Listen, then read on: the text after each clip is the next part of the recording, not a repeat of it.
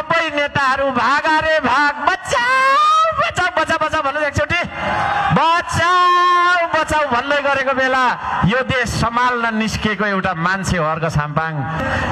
भ्रष्टाचार गरेको, कमिसन खाएको, घुस खाएछु र त्यो गरेको पैसा मेरो मुखमा परेको दिन त्यही मेरो मरण होस् है। यो देशको माटो बोल्छ, अब यो देशको ढुङ्गा बोल्छ, यो देश बोल्छ कि बोल्दैन, यो देश उठ्छ कि उठ्दैन। रुखो बोल्छु, झुटो बोल्दिन, भोकै बस्छु, आफै कमाएर खान्छु तर झुठो खाँदिन, भ्रष्ट बन्दिन, भ्रष्टलाई छोड्दिन, भ्रष्ट बन्दिन, भ्रष्टलाई छोड्दिन, देश धनी नहुन्जेलसम्म सुकिलो बनेर सुख भोग गर्दिन। देश हाँस्दाखेरि देशसँगै हाँस्न सक्ने मन छ, देश रुँदा देशसँगै रुन्छु र देशको आँसु पुज्छु म त्यस्तो छु।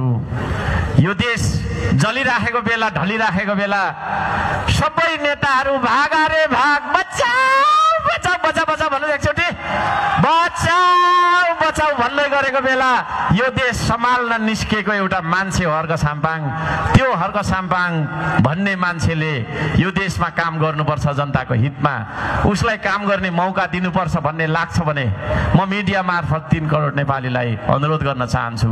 तपाईसँग तपाईको गाउँमै आएर आम सभा गर्ने मौका मिल्छ मिल्दैन, समय छोटो छ, नमिले पनि यहीँबाट म निमन्त्रण तपाईको चाहिँ विनम्रताका साथ अनुरोध गर्न चाहन्छु, हार्दिकताका साथ अपिल गर्न चाहन्छु, हामीलाई मौका दिनुस्। श्रम संस्कृति पार्टीले बहुमतको सरकार गठन गर्न पायो र चलाउन पाएर 5 वर्षभित्रमा कायापलट हुने गरी, जनतालाई फिल हुने गरी, महसुस हुने गरी काम गर्न सकिन छु भने मैले यो देशको नागरिकता त्यागेर शरणार्थी बन्छु म है। हो, 1 पैसा भ्रष्टाचार हुँदैन है।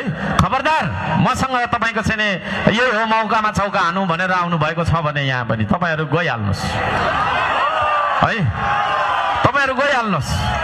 भ्रष्टाचार गर्न पाउँछु, यही हो अवसर भनेर आउनु भएको छ भने म कसैलाई छोड्नेवाला छैन।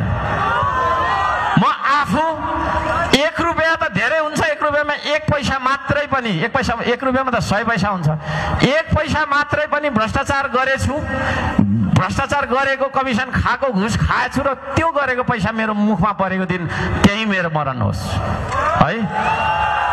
सालपा सिलिचुङमा कसम खाएको मान्छे, पाथीभरामा कसम खाएको मान्छे छु, पशुपतिनाथको स्वयम्भूको कसम खाएर भन्छु, त्यति शुद्ध मान्छे हो अर्घ साम्पाङ